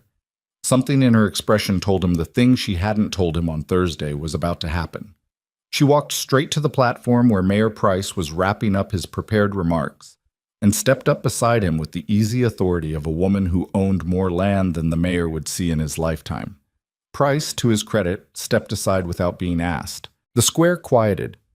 Victoria Ashcroft on a platform commanded attention whether she wanted it or not, and she clearly wanted it today. "I'd like a few minutes," she said. Her voice carried easily. She didn't shout, didn't need to. The square had the quality of a room going still. Caleb straightened against the wall. "Most of you know me," she said, "and most of you know that I don't generally use occasions like this for personal business. I'm going to do that today, and I'll ask your patience." A murmur moved through the crowd, that specific social sound of several hundred people recalibrating their expectations. "There's a man in Iron Hollow," she said, "who has been part of this community for 11 years. In that time, he has fed families that were going hungry without telling anyone. He pulled a child back from Raven Creek last November. He repaired a barn roof in the middle of the night because it needed doing, and he could do it." She paused. "None of you know his name. Most of you have walked past him in this square without looking up." The silence now was different, denser. Caleb could feel the crowd rearranging itself, trying to figure out where this was going. He knew exactly where it was going. He wanted to leave. The urge was physical, a pull toward the mule, toward the valley road, toward the hills where this kind of exposure didn't exist. He didn't move. He stood at the wall with his cup of water and his clean shirt and made himself stay. "His name is Caleb Ridgway," Victoria said. "He lives in the hills north of town. He traps for a living and he knows this territory better than anyone standing in this square, and for 11 years he has been doing quietly and without recognition the kind of things that we put on platforms and give plaques for." She looked directly at Caleb across the square. Except no one noticed, because noticing required looking past certain assumptions about what a man's worth. He was aware of the crowd turning, finding him against the wall. The weight of several hundred pairs of eyes is not nothing. It's a physical sensation, and he understood now, in a way he hadn't before, why he'd spent 11 years avoiding it. He held still, kept his face as neutral as he could manage, which wasn't fully neutral because he was human, and this was a great deal. Harlan Burns, across the square, had gone quite still. Edmund beside him looked like he'd bitten into something he hadn't expected. "I've spent a lot of time in the past weeks understanding who this man is," Victoria continued. "What I found is that he is the most honest person I have met in 30 years of living in this territory. That he has more integrity in his way of moving through the world than most of us manage on our best days. And that the reason you don't know that about him is that he never told anyone." She let that sit for a moment. That's worth knowing about a person, the things they do when there's no one watching. She stepped to the edge of the platform. The crowd had gone completely quiet. Not the polite quiet of a speech being endured, but the real quiet of people who didn't know what came next. "I have spent 4 years," she said, and her voice was steady, though he could hear something underneath it that cost her. "Being courted by men who looked at me and saw the ranch, the land, the contract with the railroad, men with standing and property and every quality this community considers appropriate." She paused. "And I have spent the last several weeks talking to a man who has looked at me like I'm just a person. Every single time." Caleb's cup was empty. He hadn't noticed drinking the rest. "So," Victoria said, and she looked at him across the square with an expression he'd never seen on her face before. Not the composed assessment he knew, not the dry humor, not the contained intensity. Something more open than any of that. Something that clearly cost her more than the words. I'm going to do something that is probably going to give Eleanor Holt material for the next 6 months. A small sound from the crowd. Not quite a laugh, but related to one. Caleb Ridgway, she said, I would like to marry you, if you're willing. The square went so silent that he could hear the hawk above, the distant creak of the bunting in the wind, the breathing of several hundred people holding it. He was aware distantly of Harlan Burns's expression, of Margaret Holloway somewhere in the crowd with her hand over her mouth, of Fletcher Garner's wife putting her hand on her husband's arm. Mostly he was aware of Victoria on the platform looking at him with that open, costly expression, and the fact that she had done this in front of everyone, had taken what was private and exposed it completely, had stood up in front of the entire territory and said, this man, this specific man, and had done it without any certainty of the answer, because she was not the kind of woman who arranged outcomes before she declared them. She'd asked, directly, in front of everyone, with no guarantee. He understood what that had cost her. He understood it completely. He pushed off the wall. He crossed the square. It was not a short distance. The square was wide and the crowd was thick, and people moved for him the way they'd moved for her, though for entirely different reasons. The reasons being that he was walking towards something with the specific quality of intention that made crowds instinctively step aside. He reached the platform, looked up at her. She was looking down at him with that expression, open, certain, and terrified in equal measure, which was the most human he'd ever seen her look, and somehow the thing that settled it completely for him. Victoria, he said. Yes, she said, pre-answering the question she thought he was about to ask. I was going to say you could have asked me this without an audience. I know, she said, but this way everyone hears the answer. He looked at her for one more moment. At this woman who had walked an hour uphill in muddy boots and sat at his rough table and drunk bad coffee and told him true things back when he told true things, who had looked at him from the beginning like he was actually present and worth looking at. Yes, he said. The square erupted. Not politely, not with the restrained approval of a community performing celebration. It erupted the way things erupt when genuine surprise becomes genuine feeling. Loud, ragged, several people talking at once. A child somewhere crying for reasons a child couldn't name but felt anyway. The Garner family in particular making a noise disproportionate to their size. Victoria stepped down from the platform and stood in front of him, and up close, without the distance of the square between them, her expression had shifted into something quieter.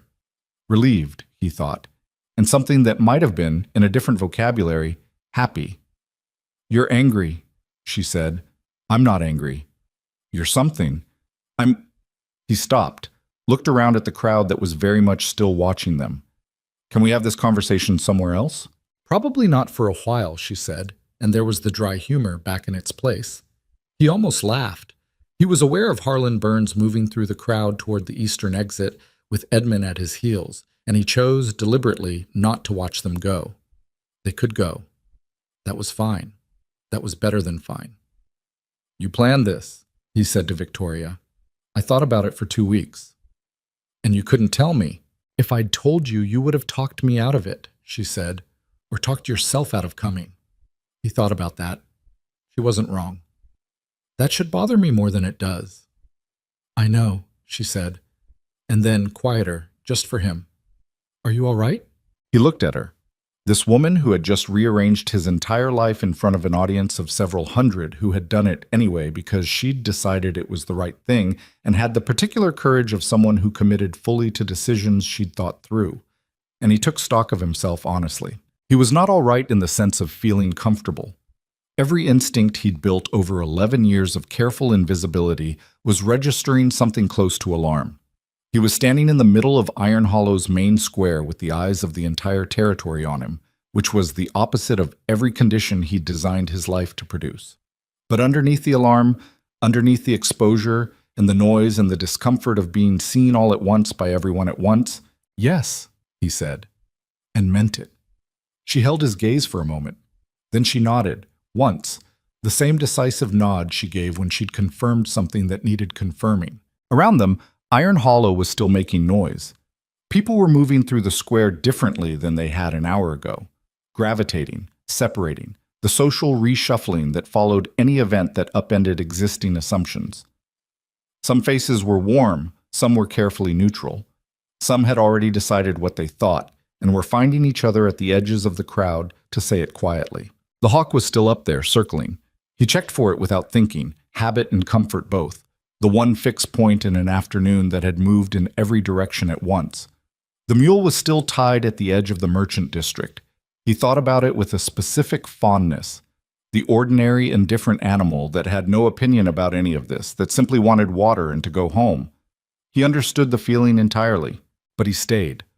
For the first time in 11 years, he stayed in the square and let the noise of Iron Hollow move around him, and stood next to a woman who had just looked out at everything the town thought it knew and said, plainly, publicly, without apology, that she'd decided differently. He figured the least he could do was stay standing in it with her. The days after the celebration had the particular texture of a storm's aftermath. Everything rearranged, the air different, certain things that had been standing no longer standing. Iron Hollow processed what had happened in the square the way small towns process anything that challenges their understanding of the established order, loudly, unevenly, and with a persistence that would have exhausted a lesser pair of people. Caleb felt it on his next supply run, 3 days after the celebration. The difference was not dramatic. Nobody said anything directly. But the quality of not being looked at had changed. It was no longer the unconscious dismissal of someone who didn't register. Now it was chosen. Deliberate. The specific social weight of people deciding, actively, how to position themselves relative to something they hadn't processed yet. Aldous Pruitt gave him his order without the careful neutrality of before. Something warmer. Not excessive. Pruitt was not an excessive man, but present. The feed merchant's boy, maybe 16, asked him directly if he was the man from the square. Caleb said yes. The boy looked at him with the uncomplicated admiration that only adolescence can produce without irony, and Caleb didn't know what to do with it, so he paid for his order and left. On the street, Eleanor Holt passed him without acknowledgement, which told him everything about which side of the line she'd landed on. He didn't mind. He'd been invisible to Eleanor Holt for 11 years.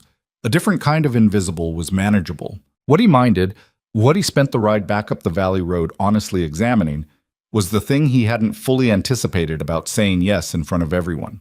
Not the exposure itself. He'd braced for that.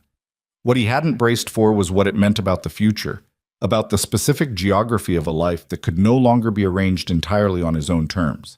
He'd said yes. He'd meant yes. Those two facts were settled. Everything else was considerably less settled, and he sat with that uncertainty in the way he sat with difficult weather, acknowledging it, taking its measure, not pretending it wasn't there. Victoria came up the hill 4 days after the celebration, and she came with the same muddy boots and the same directness, but something had shifted between them. A gravity that hadn't been there before. Not unpleasant, just heavier. The weight of a thing that was now real. She sat at his table. He made coffee. Old habit, newly significant. "You've been thinking," she said. "I think most of the time. About this specifically." He set the cup in front of her and sat down. "Yes. Tell me," she said. He looked at his own cup. This was the harder part. Not the public yes, which had been clarifying in the way that decisive moments clarify things. But this, the private accounting. Two people sitting across a rough table trying to be honest about what they were actually agreeing to.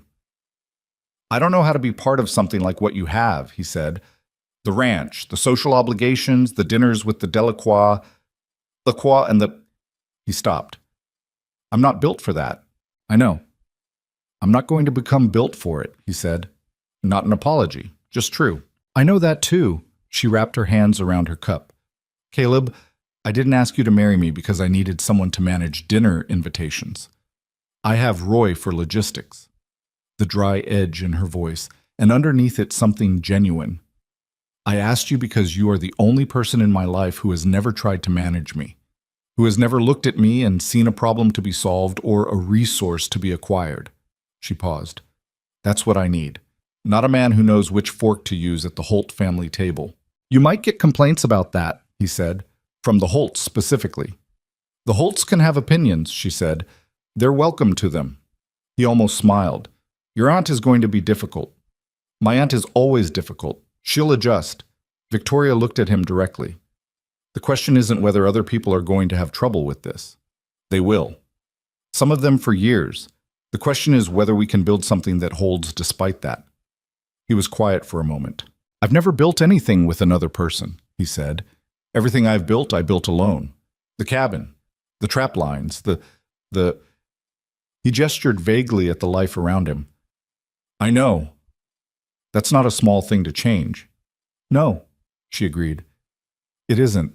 He looked at her across the table. She was looking back at him with the patient, clear attention that he'd come to understand was her particular form of honesty. Not pushing, not retreating, just present. Waiting for him to finish the thought he was working through. But I said yes, he said finally. You did. I meant it. I know you did. A pause. I meant it too, in case that needed saying. It didn't need saying. Good. They drank their coffee. Outside, the morning was working up toward full light, and the hills held their familiar silence, and the fire in the stove burned down from its breakfast peak toward its midday steadiness. It was ordinary. Thoroughly, remarkably ordinary. Two people at a table with coffee. He thought about all the mornings he'd sat at this table alone and how that had been sufficient, had been more than sufficient, had been exactly what he'd chosen. And he thought about how this was different, not better in the way that improvement is better, but different in the way that a thing with another dimension is different from a thing without one. He'd spent 11 years in 2 dimensions. This was going to take some adjustment. There's one more thing, he said. She waited. Harlan Burns. Victoria set her cup down. What about him? He's not finished, Caleb said. Men like that don't take a public loss and accept it. He'll find another approach. She was quiet for a moment, and he could see her turning it over, not dismissing it the way someone might if they wanted to avoid the problem, but actually thinking about it. He has a contract dispute with the railroad depot that affects 2 of my Eastern shipping agreements, she said. He's been sitting on it for 3 months without resolution because he thought leverage was coming his way. She looked at Caleb. That leverage has not arrived. So you have something he needs. I do. She said it without satisfaction, just plainly. I'm not going to use it as a weapon, but I'm also not going to pretend it isn't there if he decides to make this difficult. She paused. Harlan is practical when he needs to be. He'll make his calculation. Caleb nodded slowly. He wasn't entirely comfortable with the mechanics of that, the way power moved in the social world she inhabited, the ease with which she understood leverage and its application. It was a different language than his. He spoke land and weather and the direct transaction of effort and result.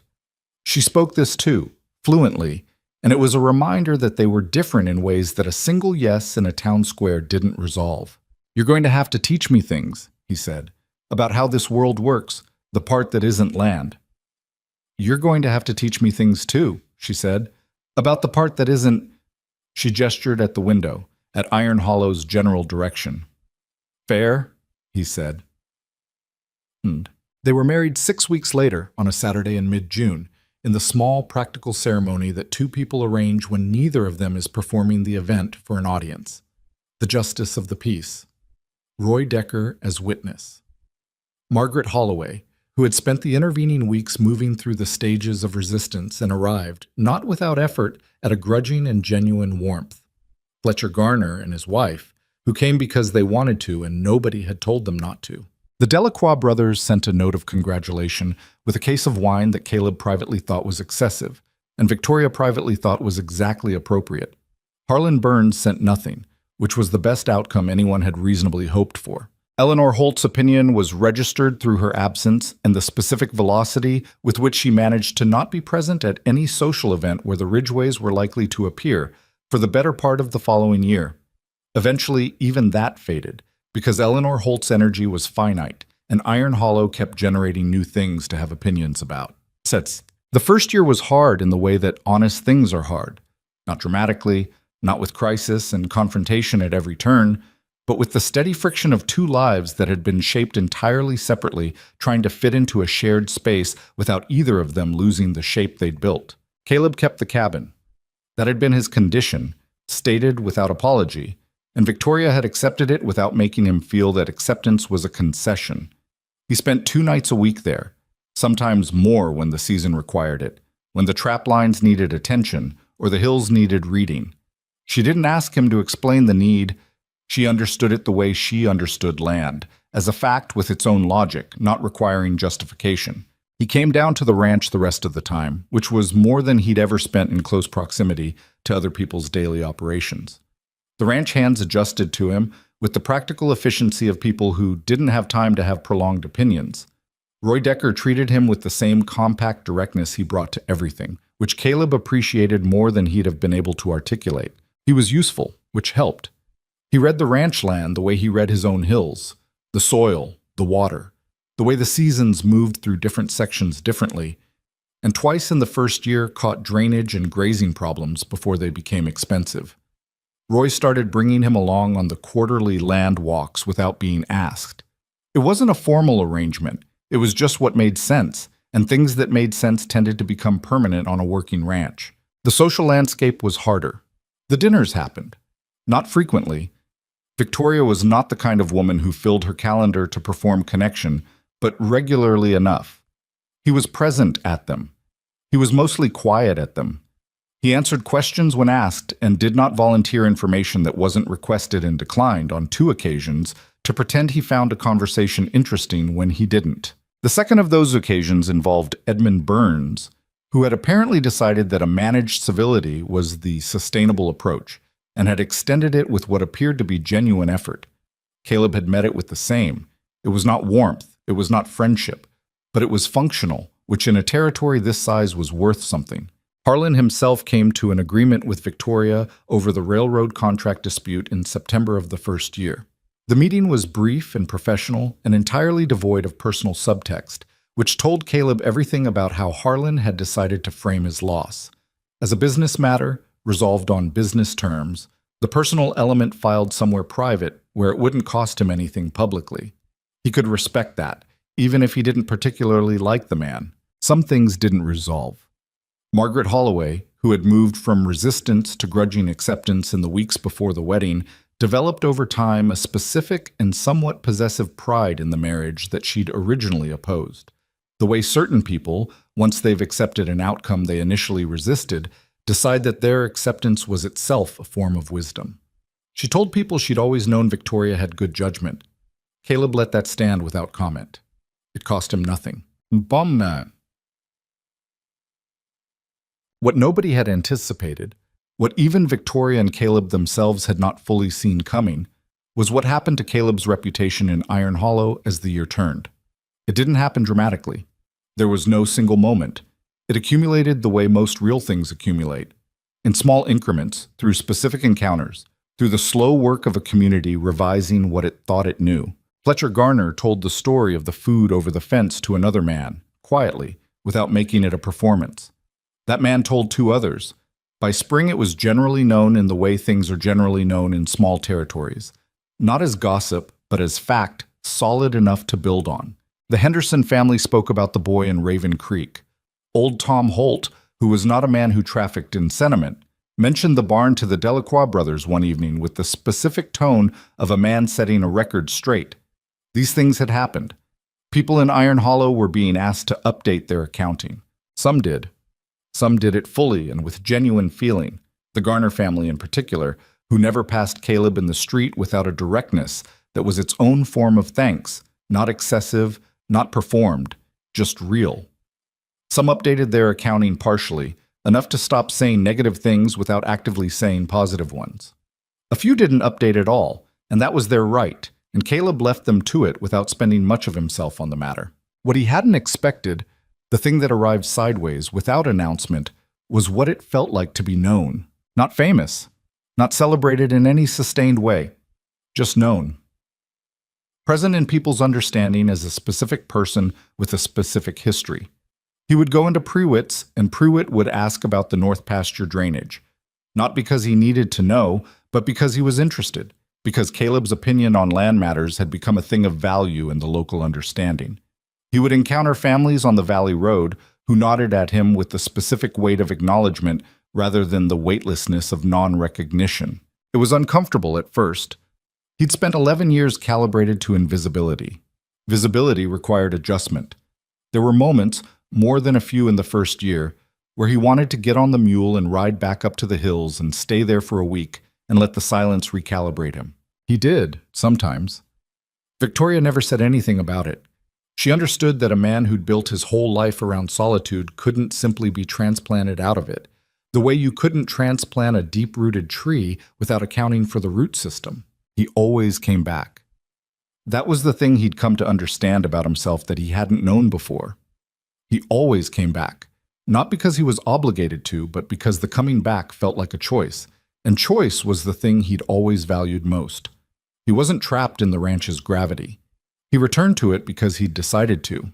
That distinction mattered to him more than he could have explained, and it turned out it mattered to Victoria too, that he was there because he wanted to be, not because he'd been absorbed. 3 years in, on a cold November morning that smelled like the first serious snow of the season, Caleb was checking the north fence line, the same section where he'd spent that first Saturday morning with Victoria reading the creek bank, when he found a section of wire that had gone slack. Minor. A loose staple. A 20-minute repair. He was crouched at the post with his tools when Roy Decker came along the fence line on horseback and stopped. "Saw you from the ridge," Roy said. "I was going to send one of the men down here today." "I was already here," Caleb said. Roy looked at the repair in progress with the assessing eye of a man who'd spent 40 years on working land. "Good staple pattern," he said, which, from Roy, was the rough equivalent of a speech. "My father showed me," Caleb said. "He did everything in threes, said 2 was lazy and 4 was nervous." Roy considered this. He wasn't wrong. They were quiet for a moment. The wind moved through the cottonwoods along the creek, and the sky above was putting on the iron-gray weight that Caleb had been reading since morning. 4 hours to snow, maybe less. "Weather's turning," Caleb said. "I know," Roy said. "Already moved the south herd up." He looked at the sky. "You can read it early. Earlier than anyone I've seen." 11 years in the hills, Caleb said. The same thing he'd told Victoria that first morning on the overlook. Some explanations held across time. Roy nodded. He gathered his reins, about to move on. Then he stopped. "For what it's worth," Roy said. He wasn't looking at Caleb, looking along the fence line, toward the creek. "She's better, since you." He said it the way he said everything, short, direct, without embellishment. "Not easier, better." He rode on before Caleb could respond to that, which was probably intentional. Roy Decker was a man who said what needed saying and then removed himself from the vicinity of the emotional consequence. Caleb crouched back at the fence post and drove the last staple and tested the wire. He thought about what Roy had said.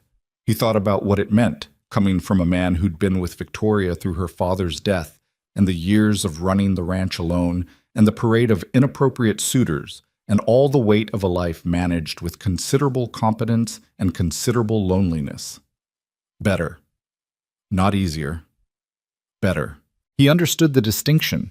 He lived it in reverse. His own life was not easier than it had been in the hills. It was considerably more complicated.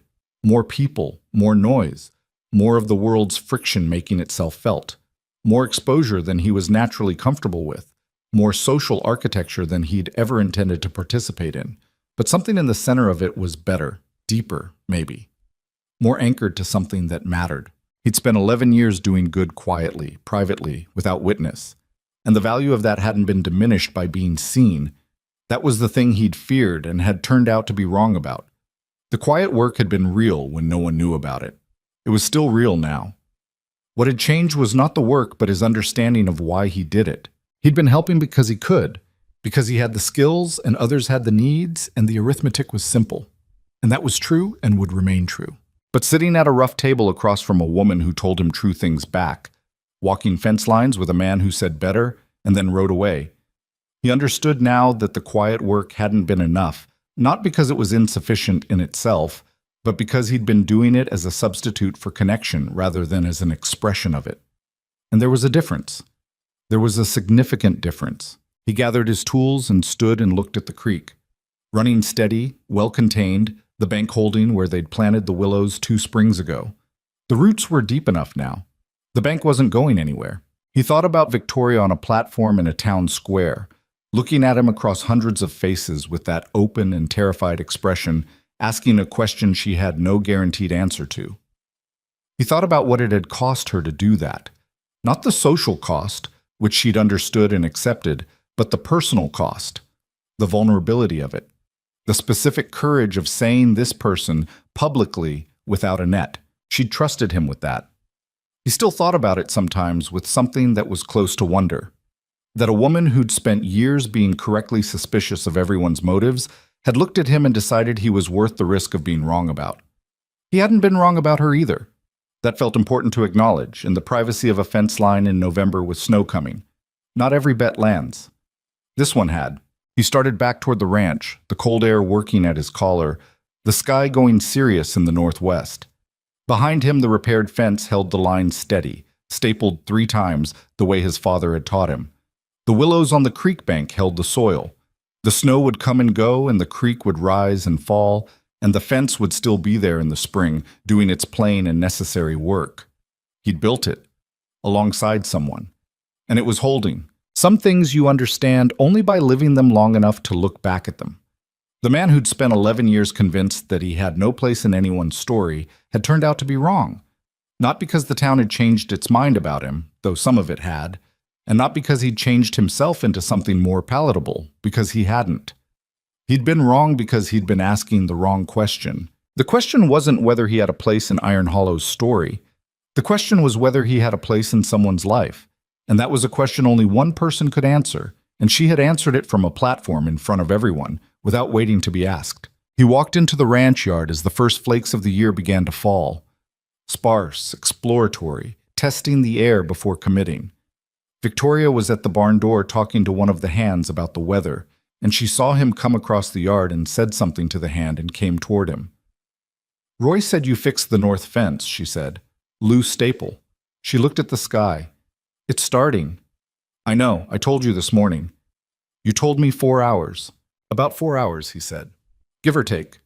She looked at him with that expression, the one that had stopped being unreadable and had become, over 3 years of learning, something he knew. Warmth without performance. Steadiness that had nothing to prove. "Come inside," she said. "It's cold." "I know it's cold." "Then stop standing in it." He followed her in. The snow came on properly behind them, quiet and without apology, covering the fence lines and the creek bank and the valley road and the hills beyond, covering everything equally the way weather does. Indifferent to worth or standing or what the town thought of you, falling on the cabin in the hills and the ranch house in the valley alike, making the whole territory one temporary white thing before it melted and the ground came back and the work resumed. In the hills, the cabin stood empty and solid, the way he'd built it. He'd go back in the spring. He always did. And he'd come back from there too. He always did that now as well. Both were true. Both were his. That he thought was enough. More than enough. It was in the end the whole thing.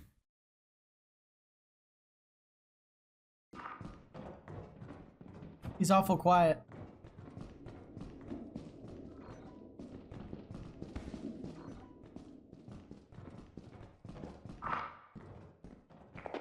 See anything anywhere? No, I don't see anything. Son of a bitch!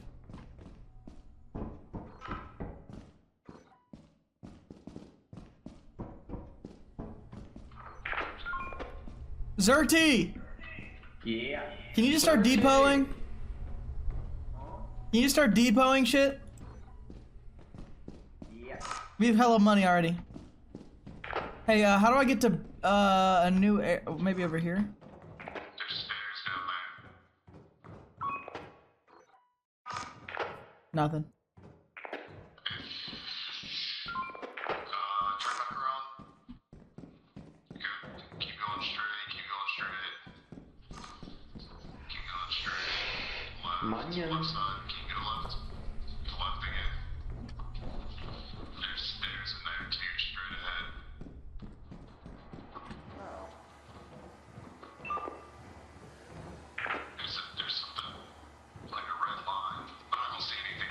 Oh, that's the exit.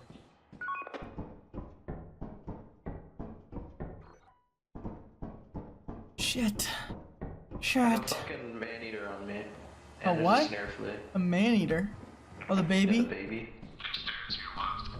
I don't know where he went. Oh, here he is. To your right now. There's nothing up here. Well, I guess he's not your problem anymore, Ben. And then all I see is that Oh my apparatus. god, bracket just came out of a fucking What did? bracket. There's I'm a grabbing the snare apparatus. flea. There's a snare flea around here somewhere, so be Hey, careful. lead me to the apparatus, please. Turn back around. Are you first floor? Yeah, I am. Right. Left. Left again. And then right. Alright, if it looks like I'm gonna die, teleport me.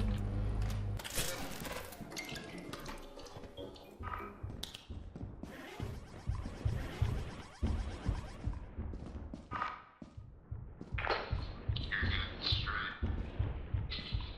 Someone's coming.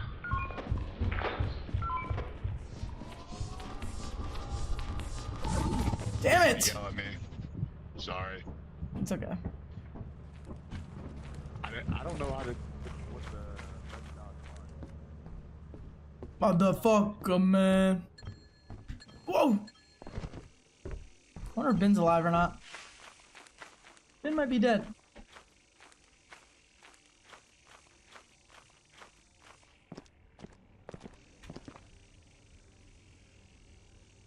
Hey, Dan.